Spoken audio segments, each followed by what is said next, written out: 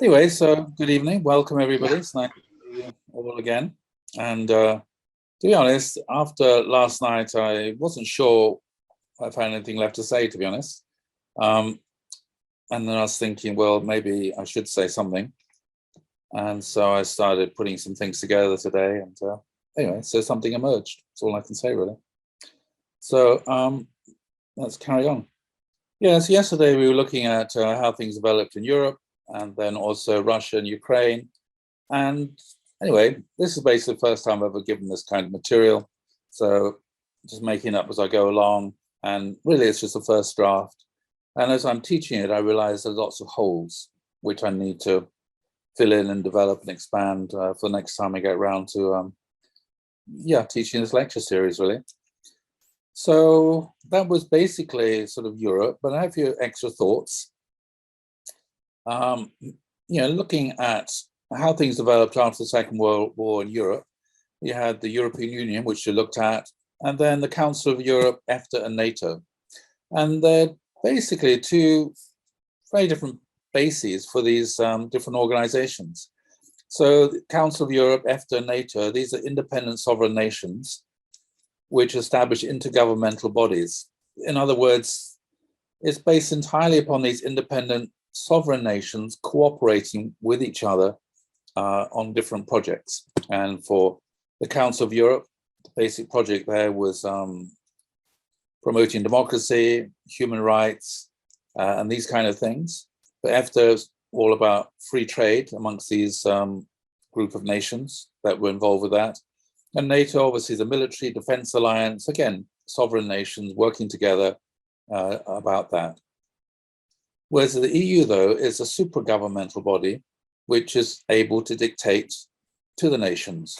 And so as I looked at yesterday, we have the European Commission, which is like the executive. There's the European Parliament, which is obviously the legislature, and the European Court, which is obviously the judiciary. So these are governmental bodies which are higher than, above the level of the national governments and national institutions, and have the authority to impose dictates and laws upon nations. And so it's very, very different to these three bodies here. It's very easy to leave the Council of Europe, EFTA or NATO. It's very difficult to leave the European Union. Very difficult. So if you think about, well, what other recent supranational political bodies have there been? Well, in the 20th century, of course, there's Yugoslavia. That was cobbled together after the First World War, in the sort of ruins of the Ottoman Empire and the Austro-Hungarian Empire. And it was sort of cobbled together, and different nations, different ethnic groups, and they set up a system of supra-governmental bodies and to rule Yugoslavia. Basically, it was communist, although not closely aligned to, not closely connected. It wasn't part of the Warsaw Pact, as far as I remember. And it's basically held together very much by the personality of Tito. When Tito died, gradually the whole thing fell apart. They had this rotating body of who was going to be the president and all sorts of things. Anyway, it fell apart. It didn't last. The other great supranational political body, which we looked at yesterday, I think, was the Union of Soviet Socialist Republics, again, in the ruins of the Russian Empire. The Russian Empire is broken up into these different national bodies, but then they were all basically voluntarily became socialist or communist, but then there was a desire that they should all be within a federal framework. That was the Union of Soviet Socialist Republics. I looked how that developed yesterday. And when we looked at the origins of the European Union, almost all the people who were involved in developing the European Union were either socialists or communists. There were nobody really that was on the liberal or conservative side politically. And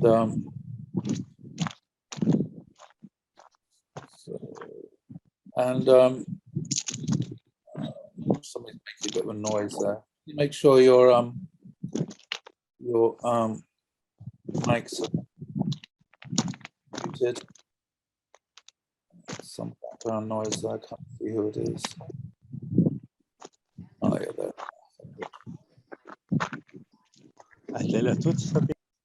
Okay, that's got it. Okay, that's it. All right. Yeah. So again, I talked about the Treaty of Rome, Treaty of London, the founding of the Council of Europe versus the founding of the European Union. And the European Union itself has been trying to undermine the Council of Europe. One of the main functions of the Council of Europe is the European Declaration of Human Rights and the European Court of Human Rights.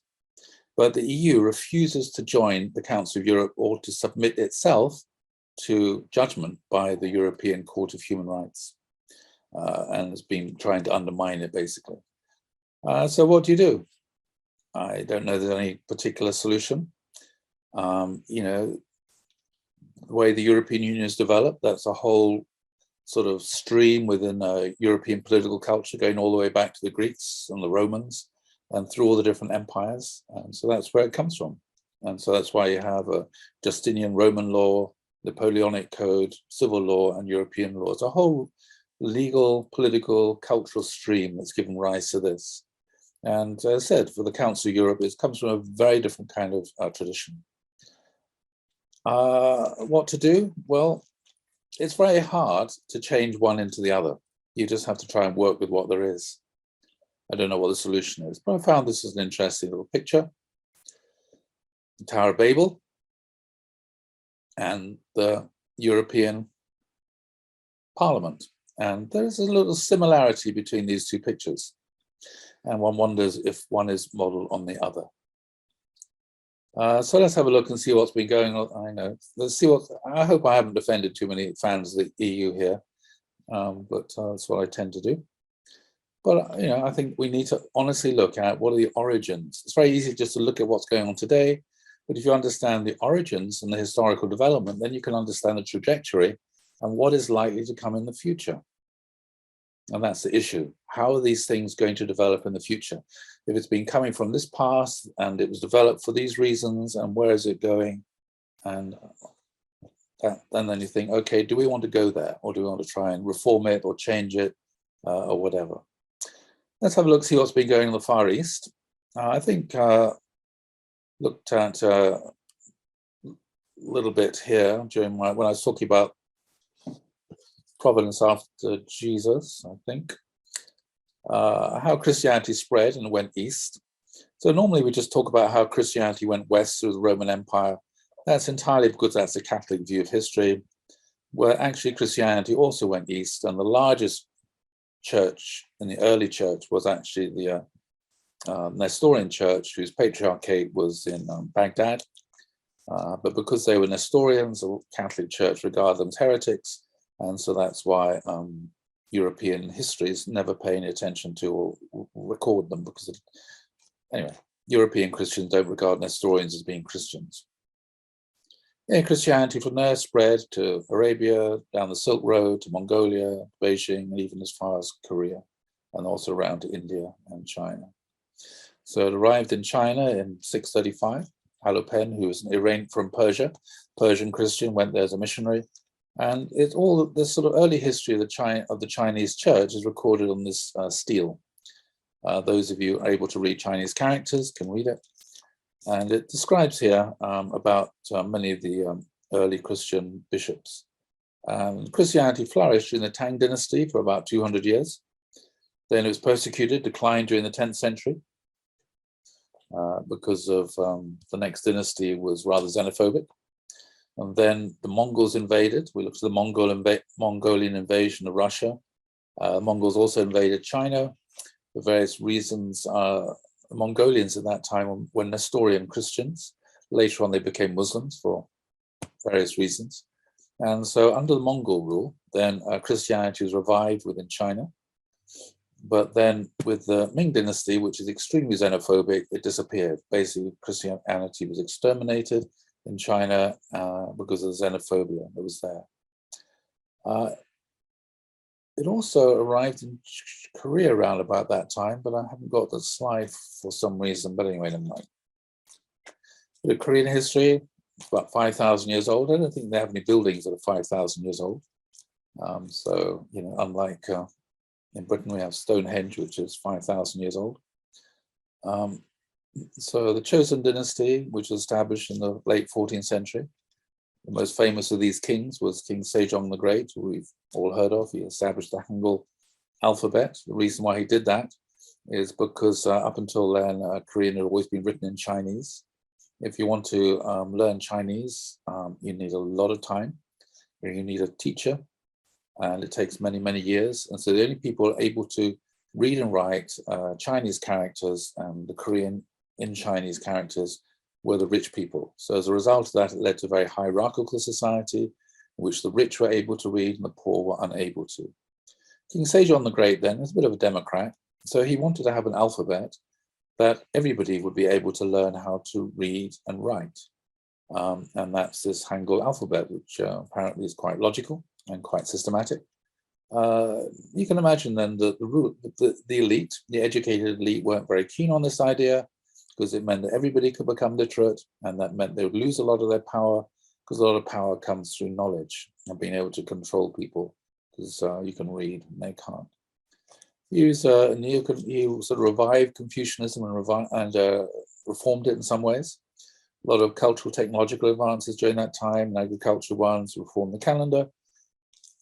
He abolished polygamy, and still around at that time, a third of the population was slaves. It was a slave society right up until the 19th century, which wasn't unusual because America was a slave society also until the 19th century. During this time, later on, there were invasions by Japanese. This was this Admiral Yi Sun-sin, who Father mentioned several times. He developed these turtle boats, and supported by a Chinese Ming dynasty, was able to defeat Japanese in the naval battles. Then the Manchu tried to, which are Chinese, they invaded Korea in the 17th century, and then Korea then came under Qing suzerainty. I can never pronounce that word. Anyway, which means that China then became the feudal overlord of Korea for nearly 300 years. That meant that Korea had to pay tribute to China to demonstrate their subordinate status. And during this time then, under Chinese overlordship, Korea experienced 200 years of peace and isolation, and it describes itself and was described as a hermit kingdom. 200 years of peace and isolation. I'm sure we've all heard that Koreans always complain that they've been invaded so many times in their history. But to be honest, can you think of a single country in Europe that had experienced 200 years of peace and not being invaded? Not a single country in Europe experienced 200 years of peace and no wars and not being invaded. And Britain hasn't been invaded for about 1,000 years, but it's certainly been engaged in lots of wars and having to defend itself. But, you know, if you're living in Belgium or Holland or France or anywhere, the border's always changing, there's endless wars. But basically, Korea had 200 years undisturbed peace and isolation where it could develop its own culture. At this time, it became very xenophobic and very hostile to foreign trade and contact, including missionaries. So when Christian missionaries wanted to go there, they're persecuted and put to death. So that's the way it was. Anyway, so one day, how did Christianity get to China? Well, the Korean envoy to, diplomatic envoy to China, he came across some Catholic texts. The Jesuits, Francis Xavier went over to China as a missionary and reintroduced Christianity to China. And he rose very high in the sort of court circles in China. Anyway, so as Korean envoy to China, he came across some of these Catholic texts which had been translated into Chinese, and he brought them back to Korea, and people started establish study groups. But Koreans weren't happy about this because it's a foreign religion and foreign influence, which they didn't want. And so Christianity then was outlawed in 1758. Anyway, so rumor got back to France that there were Catholics in Korea, and so in 1840 some French missionaries were sent to Korea, and then in 1856 a French bishop was appointed. And during this time, As we talked about yesterday, Russia was moving east and was expanding east, looking for a port in the east, ended up with Vladivostok. And then in 1866, Russian ships were spotted off the Korean coast. Obviously, Russia was, spying out the land. And during this time, China itself was weakened because of engaging in opium wars with Britain, which it lost. And so China was weaker than it used to be. And so the Catholic bishop and priest, they proposed an alliance. They said that to some Korean Catholics who were connected to the court, and the Korean king, so why doesn't Korea make an alliance together with France and Britain? This would mean that France and Britain then would protect Korea from Russia or Japan or even China. And, to be honest, that was a good idea. First of all, from a providential point of view, we would have been able to form a relationship between Adam, Eve, and Archangel nations. At the same time, it's very helpful having France and Britain as a protector, because they were very big empires at that time. Britain ruled the seas, had a huge navy, Royal Navy. But at the same time, Britain and France wouldn't have colonized Korea. Whereas if your next door neighbor is China or Russia or Japan, it's very easy to end up getting colonized. Whereas though from a European power wouldn't have been able to do that. It just would have been a protectorate. At the same time then, if that had gone ahead, then Korea might have been able to accept missionaries coming from Europe, and along with that could have received education coming from Europe, modernization and industrialization coming from Europe. Along with this, the possibility of developing liberal, sort of ideas would have come along: free market, free trade, democratization even, and all kinds of constitutional reforms and modernization could have come about from Christian nations, basically. And then as a result of that, then what often happened with countries that were in part of the British Empire, then the children or young people, teenagers from the leading families in those countries were often brought to Britain to receive an education.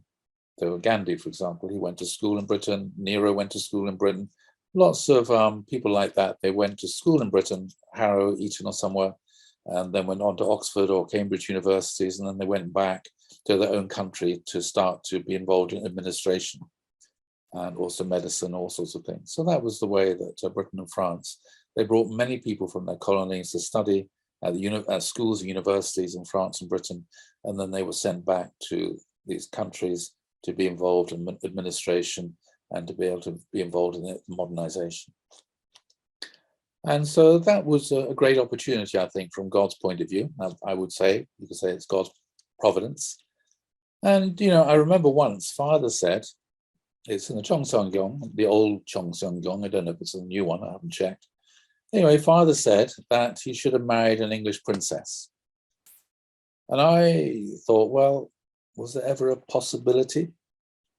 But Father said he should have done. And several times when Father came to Britain in the 1970s, he did talk about the relationship between Korea and Britain and his own potential relationship with Britain at that time. But I thought, well, how was that possible? That Father could ever have married an English princess. So I thought, well, in 1945, it wasn't a possibility, it's impossible.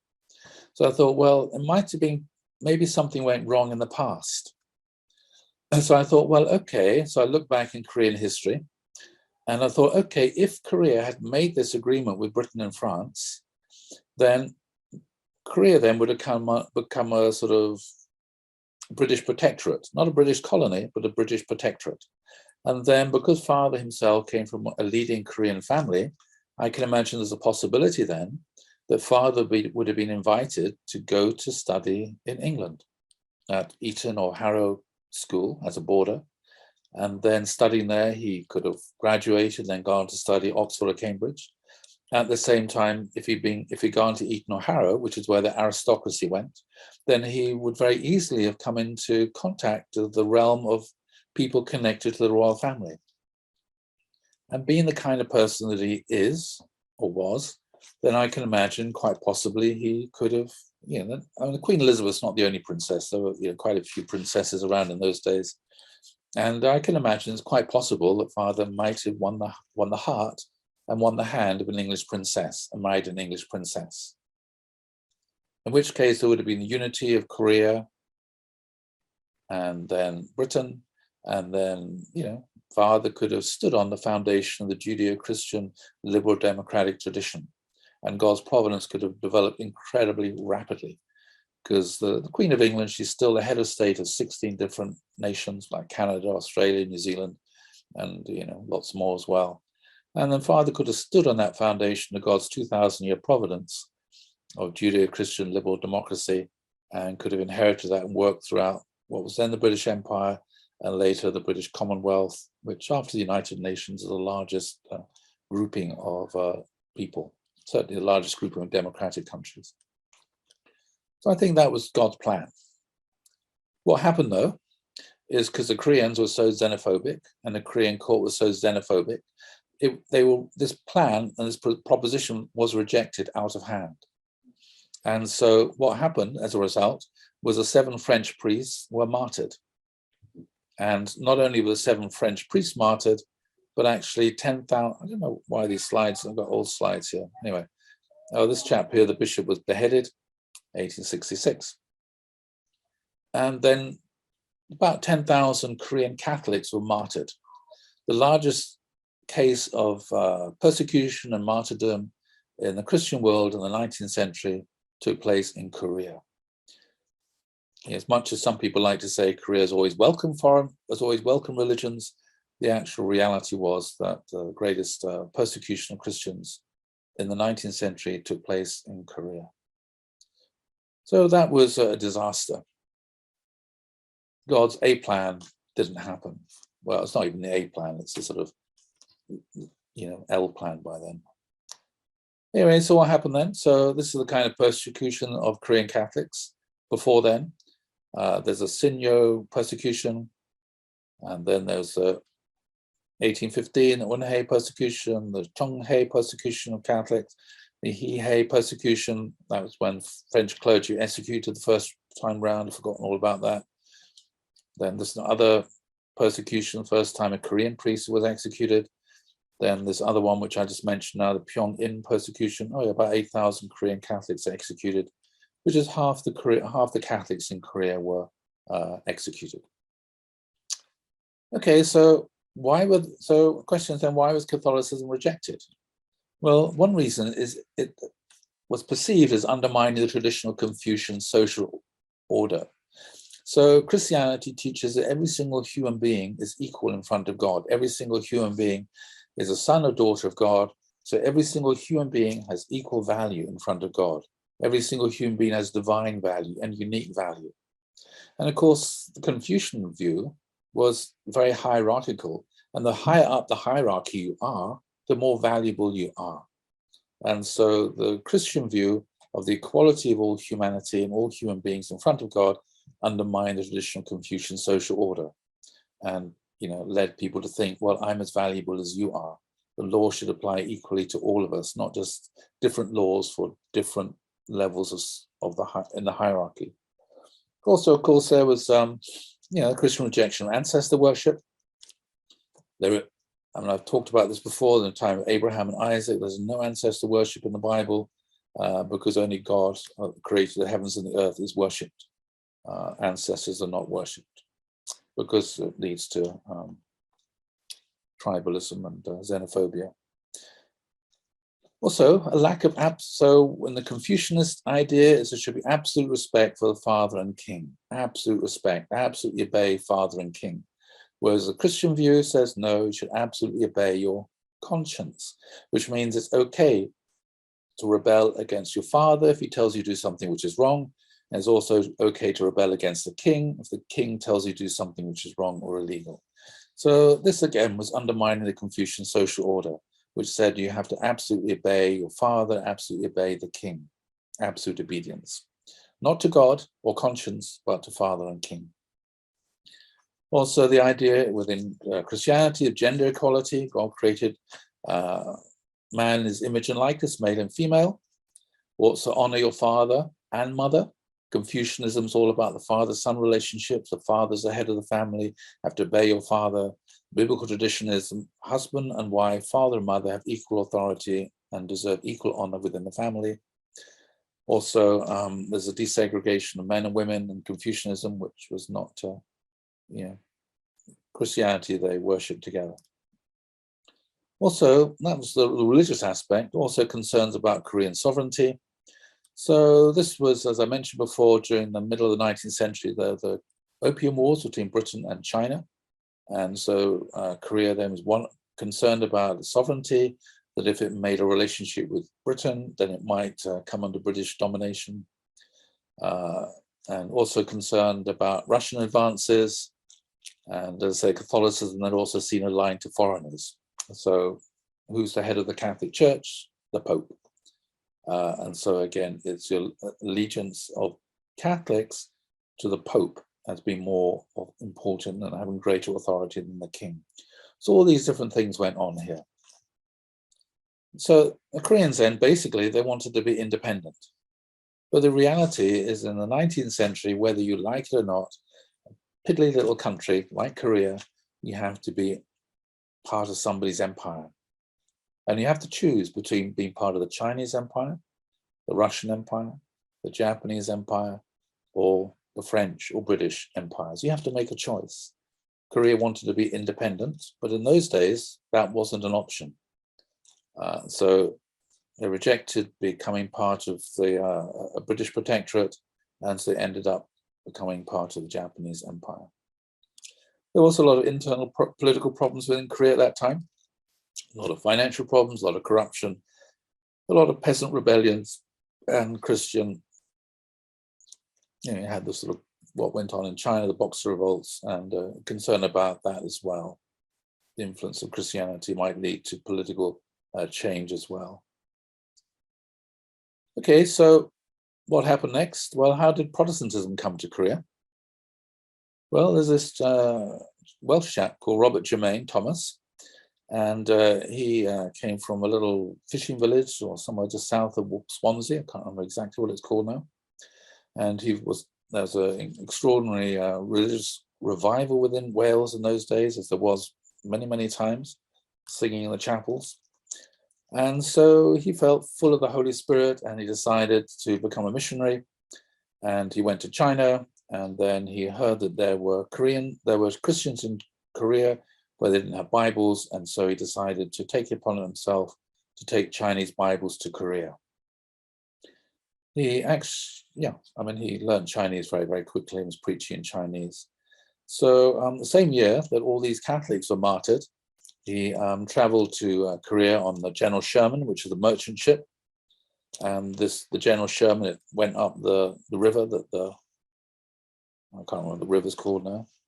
It's either one that Seoul or Pyongyang is on. And the Koreans didn't want any trade. And so there's a misunderstanding, and the ship ran aground, and there was a clash, a military clash. They're fighting each other, shooting each other. And then the Koreans set fire to the ship. And Thomas, he jumped out into the water, into the river, carrying all his Bibles with him.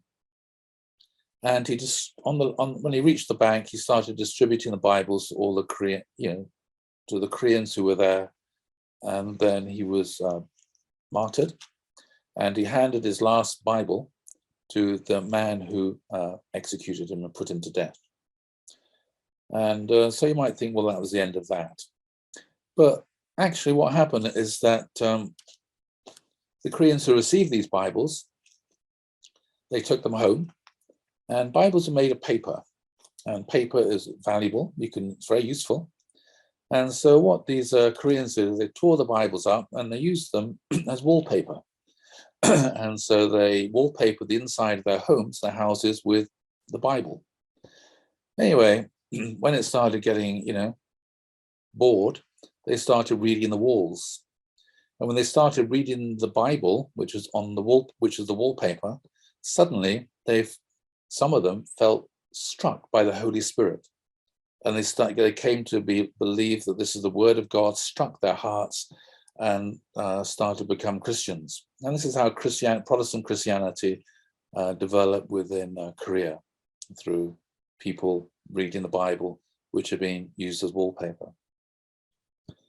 Anyway, then about 10 years later, someone called John Ross from Scotland, a little microscopic little fishing village in Scotland. He, again, I've forgotten the name, I'm afraid, Catriona. He also felt called by God, became a missionary. He went to China, and then he found out there were no Bibles in Korean versions of the Bible. And so he learned Korean, he translated the Bible into Korean, and then he traveled to Korea, and in disguise, he distributed Bibles in Korea. The reason he was in disguise, if he'd been caught, obviously he would have been put to death. And so he went around Korea distributing Bibles in Korean. So that's how Christianity came to Korea.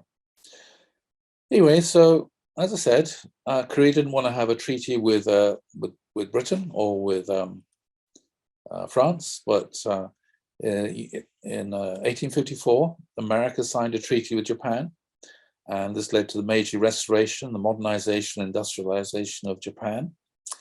And then in 1876, which is 10 years after Korea rejected this possibility of an alliance with France and Britain, Korea was forced to make an unequal trade treaty with Japan, which meant that the conditions of the treaty were unequal. Japan was in the dominant position here in terms of trade. And the Koreans, whether they liked it or not, they had to trade with Japan. Koreans didn't like this. And then the Korean king, he wanted to have American goods, you know, because America is a great industrial power, and also American protection, but he didn't want to have Christianity or democracy. So again, you know, very picky about what he wanted to receive for America. So, you know, Americans weren't too interested in that. But America did promise to protect Korea. But because the relationship would only be just about trade, but no other relationship in terms of interaction or working together, it wasn't a very close connection, to put it mildly. Although Koreans accuse America, you promised to protect us, but you didn't. And American reaction as well, you know, you didn't sign a treaty, it was just all you wanted was our goods, that was all. So as I said, Korean court politics rejected closer relations with the West. So as a result of that, then, and Japan ended up occupying Korea. So it was the first Chinese-Japanese war in the late 19th century. And here, Korea was separated from China, and it became nominally independent, no longer under Chinese feudal authority or rule. And so that's why it's called the Empire of Korea. It's called an empire because it wasn't under anybody else's control. So Korea then became nominally independent. And then there was Anglo-Japanese alliance. And so Britain made an alliance together with Japan. And so part of that was because Britain and Russia were rivals. And so Russia was moving east. And so Britain thought, you know, one of the ways of checking Russian influence and expansion was to make an alliance with Japan. This led to the modernization of the Japanese Navy. It was under the support of the Royal Navy.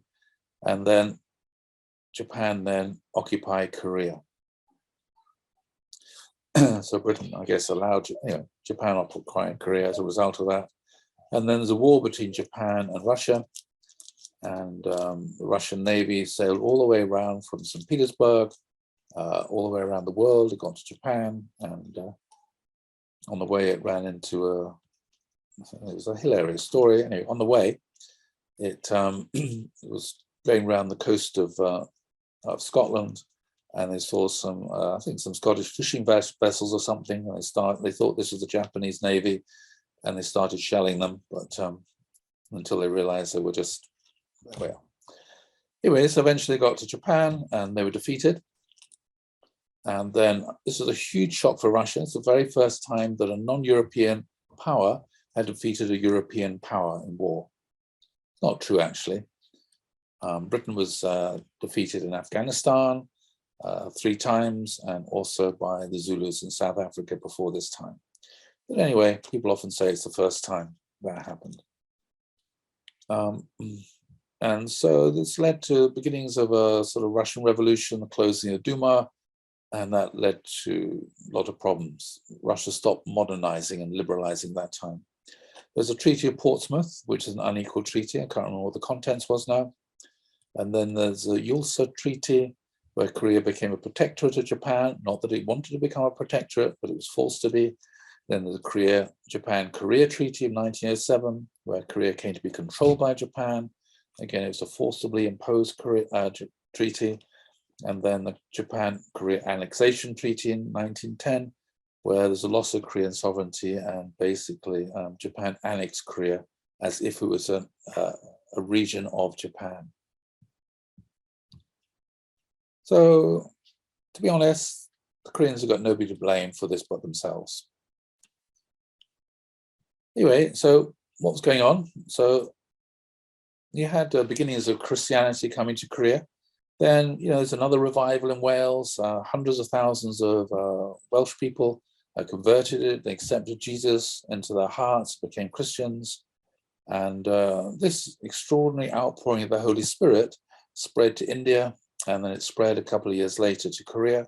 And there was a meeting of missionaries in Korea, and the Holy Spirit descended. There's an incredible outpouring of the Holy Spirit and a spirit of repentance, and very, very rapidly, this is the beginning of what's called the Korean Pentecost. It spread very, very rapidly. And today, Korean Christianity is often regarded as most vital in the world. Okay, so this is an event Father often mentions, March the 1st, 1919.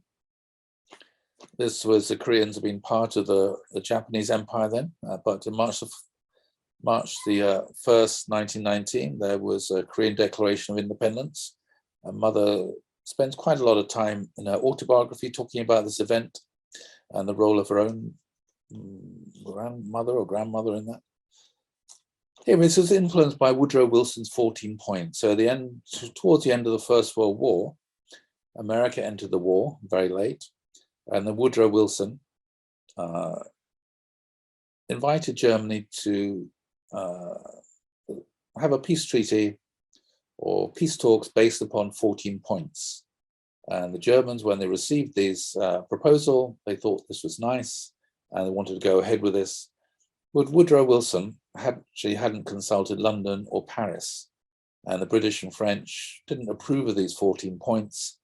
But Woodrow Wilson, typical, didn't consult with London or Paris that had been involved with this war for many years before America became involved. But anyway, and so that's why the peace talks of Versailles didn't work out well. Anyway, so Koreans then, they came across these points and they said, we would like to be independent, because part of these 14 points was that all colonies should become independent. And so they thought that would be nice. We want to have representatives at the conference of Versailles in Paris where we can argue for our own independence. And so that's what these demonstrations are about. And so in that sense, Korea connected, inverted commas, to the Worldwide Foundation for Messiah, which is the very first time it did that. Anyway, so 2 million Koreans participated in 1,500 demonstrations, about 7,500 were killed, lots were wounded, lots were arrested. But in reality, the Korean delegation at the Versailles Peace Conference was blocked by Japan and the United States. The reason is because Japan actually was on the side of the Allies at that time and was involved somehow in, I don't know, there were some German colonies in the Far East which Japan somehow was involved with something. I can't remember what it was now. Anyway, so United States and Japan blocked a Korea delegation from Versailles, and so Korea was not able to claim independence. So the colonies that became independent were the colonies of the losers. The colonies of the victors remained the colonies of the victors. And since Japan was on the side of the victors, then Korea remained a Japanese colony. Anyway, so as we know, and I'm not going to go into much detail, Japanese occupation of Korea was pretty awful. The imposition of language, talked about that before. English was imposed upon Ireland and Scotland and Wales. What was going on in Russia, Ukraine, imposition of language. Stalin imposing Russian, Ukrainians imposing Ukrainian. This is a huge issue. Language rights, big issue. So that was going on there. But also the imposition that Koreans had to change their names. So they had Japanese names, Shinto worship, religious persecution. So all that was all the nasty stuff and a lot more. At the same time, there was a lot of modernization and industrialization. So Korea was an incredibly backward country from an industrial point of view and an economic point of view, incredibly backwards. So Japan contributed hugely to the modernization and industrialization of Korea during that time. But along with the good stuff, of course, it received all this sort of stuff as well. But then from Korea, then Japan was able to invade Manchuria, which was part of China, I guess. 1931, Japan invaded Manchuria. So this is an expansion for living space. So just as Germany felt a bit squashed and wanted to expand to the east for more living space, and the Germans basically, they wanted to exterminate the Slavs, who they saw as a lower race, so that Germany could expand to the east, feeling a bit squashed. Then also Japan wanted to, again, feeling rather squashed in Japan, the island, wanted to expand into Manchuria. Anyway, lots of terrible things took place. The Japanese occupation of Manchuria. There was a massacre and rape of Nanking. About 20,000 Japanese women were raped then. There was Japanese army had Unit 731, experimented on human beings with biological agents and chemicals and all sorts of things, the sort of thing the Nazis did to the Jews. Also the issue of the comfort women in Korea and Japan and China. And then there's a retaliation for the Doolittle attack. So after Japan declared war on America, then Roosevelt said we have to go and bomb Japan. So in 1942, soon after the Pearl Harbor, then some American bombers were able to reach Japan. They dropped some bombs on Japan. But they were unable to return back to the American carriers, aircraft carriers. So they flew on to China and they landed, some of them landed in different parts of China. As a result of that, the Japanese then, they executed about 10,000 Chinese people. Whether they collaborated or looked after these American pilots or not, they were just killed. There's also a lot of experimentation with chemical and biological weapons. So a lot of bad stuff going on. So during this time, the United States supported China. The United States didn't support the Japanese occupation of Manchuria. Instead, it supported China. And so as a result of that, it imposed a lot of sanctions on Japan, especially an oil embargo. And so Japan then was suffering from very, very extensive restrictions on oil. So they couldn't get oil from China because there wasn't any. And so especially for the Japanese Navy, this is a huge issue. And so Japan felt that it had no alternative to break out of the situation of American sanctions, but to attack America. And that's led up to Pearl Harbor. So Japan then attacked the USA at Pearl Harbor, December 1941. A very important lesson here. A lot of sanctions which are now being imposed upon Russia, you have to be very careful. You know, Japan felt it had no way out of this situation but to attack America. You don't want to push Russia into the situation where it feels, because of sanctions and its economic and financial decline and possible destruction, it has no way out but to retaliate using military means. Anyway, the Second World War, we know Japan was defeated. So America, United States occupied Southern Korea. USSR got involved in the war very late, and it occupied Northern Korea. And there's a possibility of the whole of Korea going communist, because basically if America hadn't occupied Southern Korea, the whole of Korea would have gone communist, because the Communist Party, the native Communist Party, I mean, a lot of Koreans were communists. That's just a reality. A lot of the people opposing the Japanese occupation, they were communists. The resistance movement were communists. And so it's quite possible if America hadn't occupied in Southern Korea, then the whole of Korea would have gone communist, not because the Soviet Union would have forced it to, but because they would have elected their own communist government. And so the United States then suppressed the Communist Party in the South. And that's why the South didn't go communist. So basically, democracy and the free market were imposed on South Korea by America. North Korea voluntarily went communist. Kim Il-sung, there's never been a Soviet occupation of Korea, apart from the first couple of years. It's been entirely implemented by Koreans all by themselves. So sometimes I ask, sometimes, people wonder, well, what would Korea like if it wasn't occupied by the West? There's a lot of anti-Western feeling from South Korea. A lot of blame toward, accusation of the West about this, that, and the other. And I said, well, what would Korea look like if it wasn't for any Western influence? Well, you only have to look at North Korea. That's the kind of society and country that Koreans create when they're left to their own devices. Anyway, there's a Korean War because South Korea, they wanted to have elections, and various reasons, the North invaded. So you had the Korean War. And anyway, the reality today is, as we know, there's a lot of bad feeling between Korea and Japan, and also between China and Japan. And this often occurs in the history books, because the Chinese and the Koreans say that Japan, in its history books for school children, doesn't acknowledge all the terrible things that it did. And so there's a lot of bad feeling of Koreans towards Japan. And, you listen to this, North Koreans and South Koreans, huge amount of bad feeling towards Japan, a lot of hatred, resentment, and also on China towards Japan as well. So this is, I would say, a huge problem. This hatred, I would say, is an enormous problem. And a problem which, as you know, Father tried to address through blessing Korean and Japanese couples together. There are quite a lot of Korean-Japanese couples, because Father was trying to resolve this kind of problem between Korea and Japan. It's an incredibly important problem, to be honest. And that's why Father invested so much in it. So one of the things which, we believe that Korea is, a new Israel.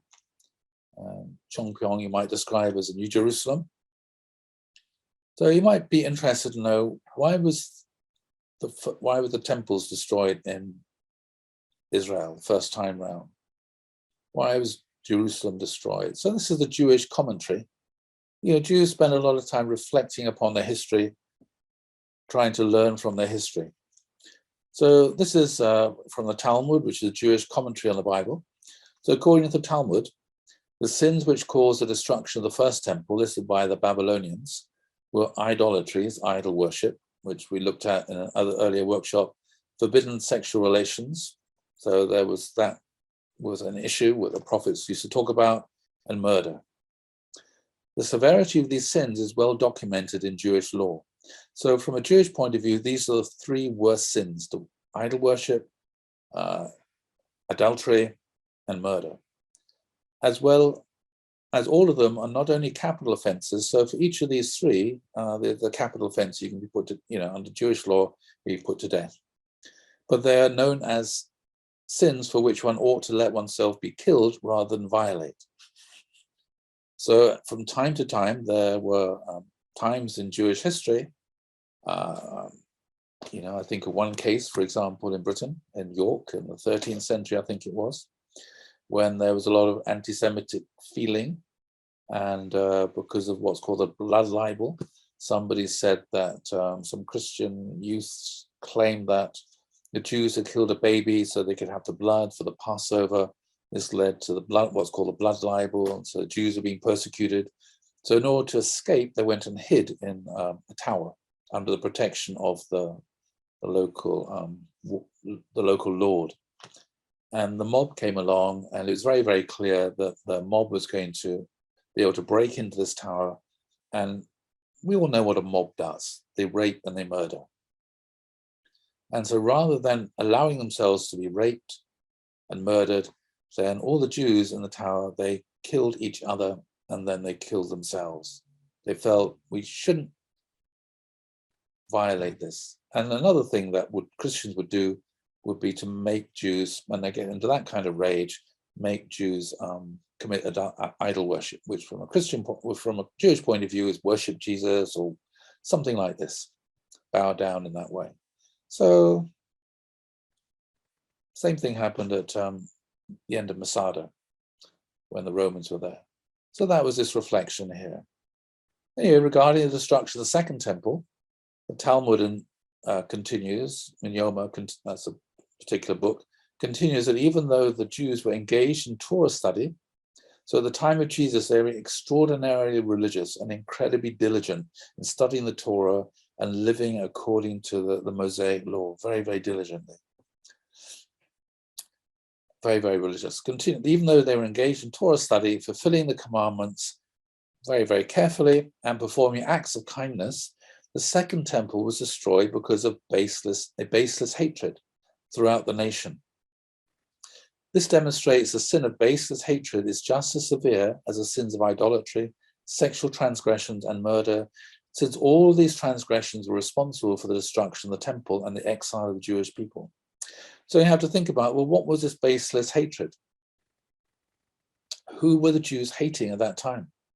Well, at that time, there was a Roman occupation. The Roman occupation was incredibly severe.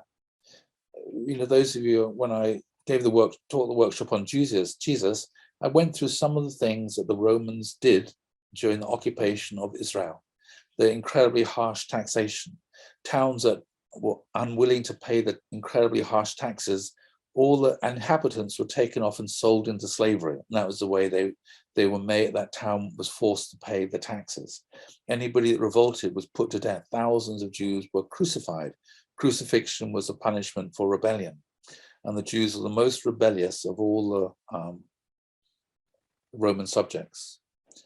And eventually they rebelled against the Romans, and the temple was destroyed. They rebelled again, and basic Romans tried to exterminate the Jews. 500,000 died. Most of the villages are destroyed. All the ones that survived were all sold into slavery. So none of the Jews that actually lived in Israel survived. All the Jews that were alive in the world today, they're all descended from the Jewish diaspora, which came about much earlier. So this is the issue that Jesus was addressing. So I talked about this when I talked about Jesus' teaching on turn the other cheek, go the extra mile. That was all trying to deal with this hatred that the Jews felt towards the Romans because of the occupation. Okay, now you have to think about this. What about the hatred Koreans have for Japanese? What about the hatred that North Koreans, and quite a lot of South Koreans also, to be honest, have for America? You know, why does, there's a lot of what motivates Korean businesses is Samsung. We want to be bigger than Apple. There's a huge amount of that, a huge sort of mixture of an inferiority and superiority complex going on there. We want to be have bigger companies and corporations than America. And then, you listen to what comes out of North Korea. So it's, threatening to bomb America, threatening to bomb Japan. You have to ask yourself, what would happen if North Korea used nuclear weapons to attack Japan or the United States of America out of this baseless hatred? What would happen to Korea? It would probably get nuked, and that would be the end of Korea. This is a reality. It's a really serious issue, this hatred that Koreans have for Japanese people. It's a really serious issue because it can lead to a terrible outcome. So one has to think about this, and then, okay, how do Japanese people feel towards Koreans? There's a lot of bad feeling going on that direction as well. A lot of stuff there that needs to be resolved and restored.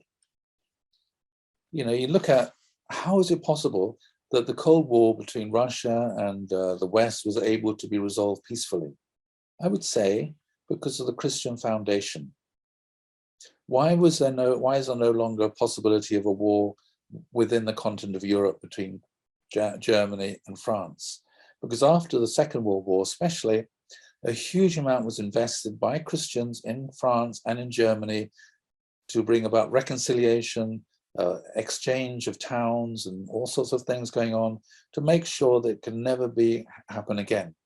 They realized that after the First World War and the way that France particularly felt towards Germany and the reparations and the humiliation of Germany, that led to the Second World War.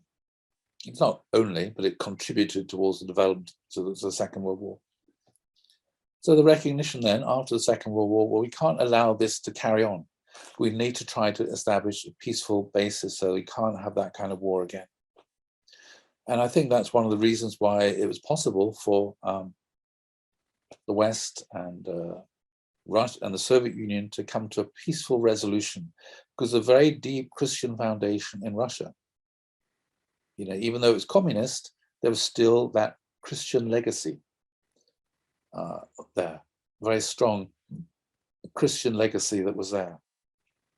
Putin calls himself a Christian. There are rumors that Gorbachev was baptized by his grandmother or something. So there's certainly that kind of Christian cultural sphere that was there in the background of the Soviet Union.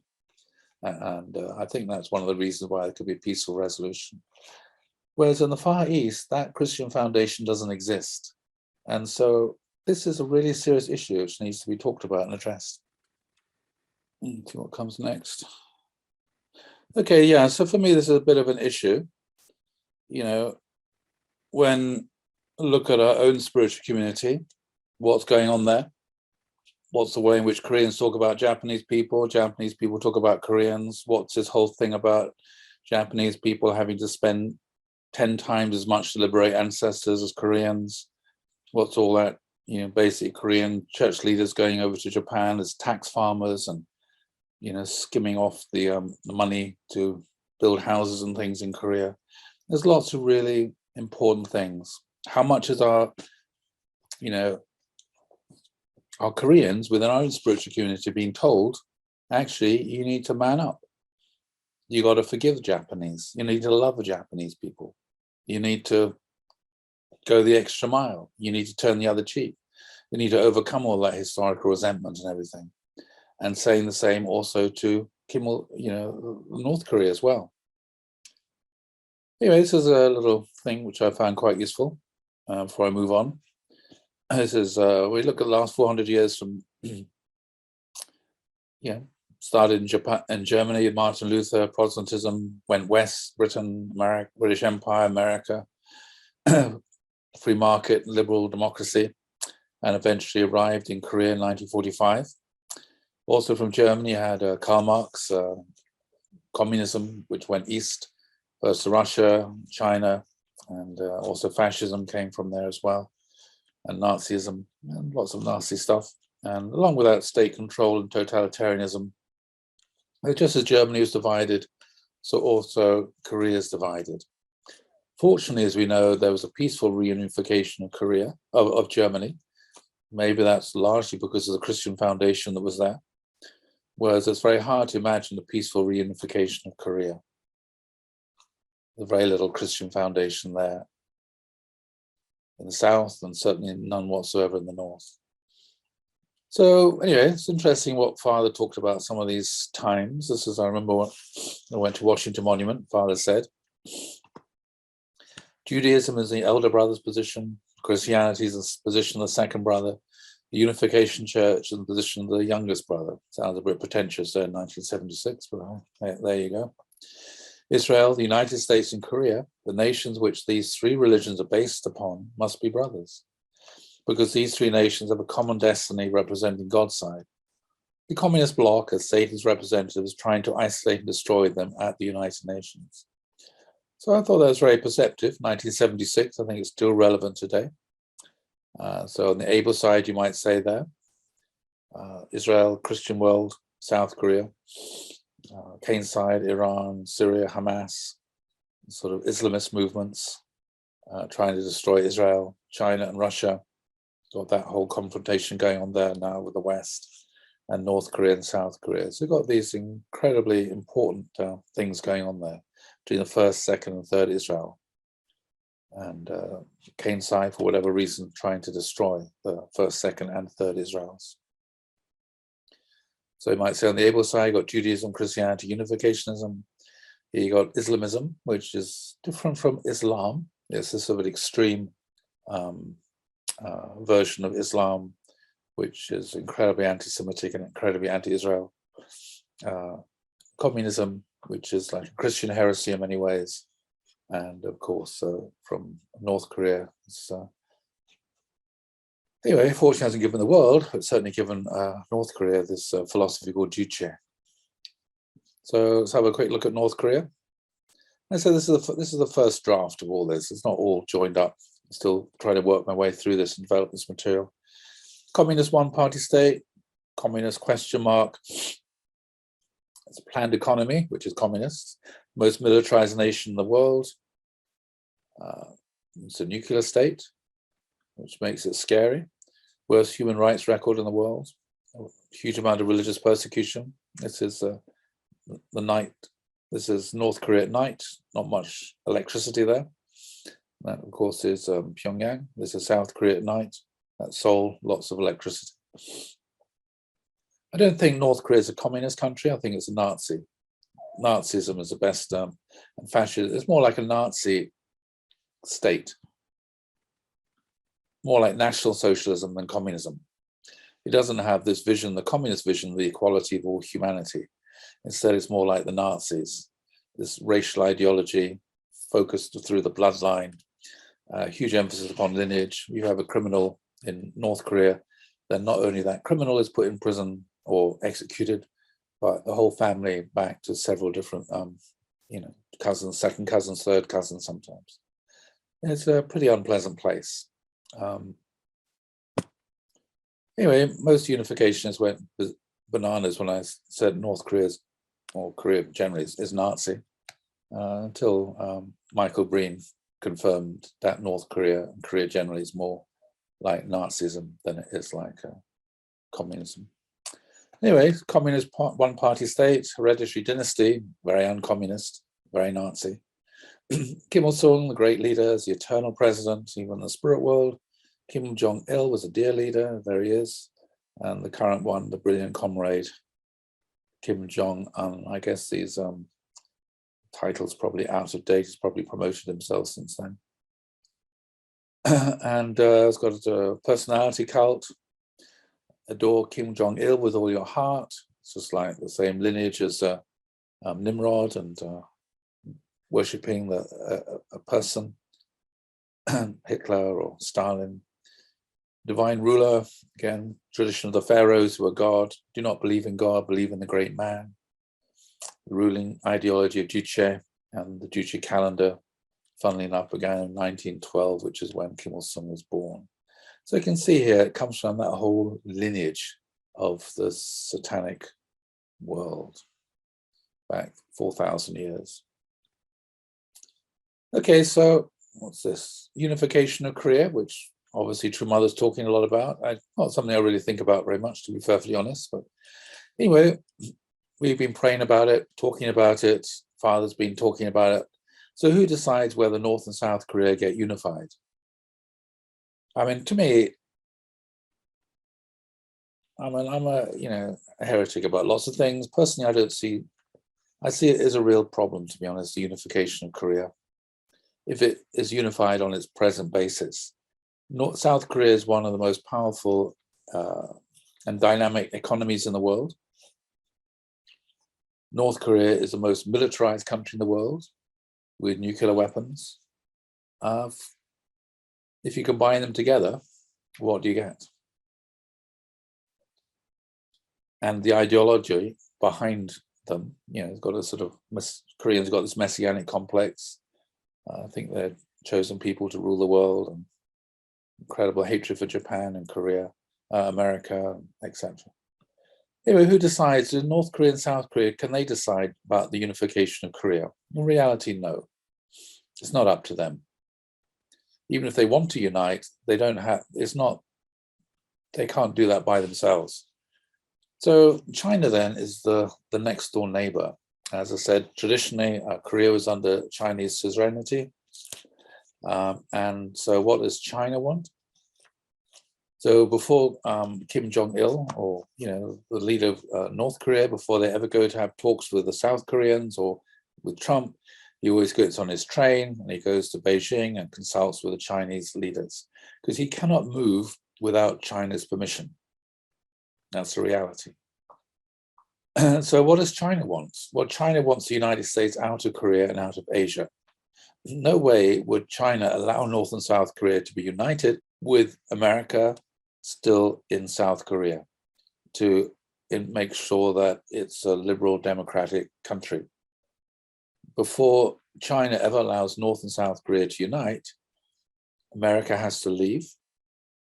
And hopefully America, from a Chinese point of view, will also leave the whole of Asia, including its oversight of Japan and its connection to Taiwan. And the Chinese don't mind waiting. They far prefer to wait than to allow America to be involved anymore. And so you got this whole issue in Taiwan. Russia's also involved, because Russia's also a neighbor of Korea. As I said yesterday, a big disaster now is that Russia's been forced into China's arms because the West now refuses to, has got sanctions against Russia, refuses to trade with Russia, or the Western companies withdrawing from Russia, or not wanting to buy Russian gas or Russian oil. So Russia then became isolated. It has to sell its gas and oil somewhere, and it has to trade with somebody. So it's basically got pushed into China's arms. And so not long after the annexation of Korea, of Crimea, and all the sanctions that came from that, Putin very soon after that got on a plane and he went to Beijing to try to establish something there. I think at the same time, to be honest, Putin, from what I realize, that China is different. China is not a Christian country. It's not a Western country. It's different. Russia is basically European, but I think Russia, because of what it did, it cut off all its ties with the West and with Europe, and it incredibly damaged itself.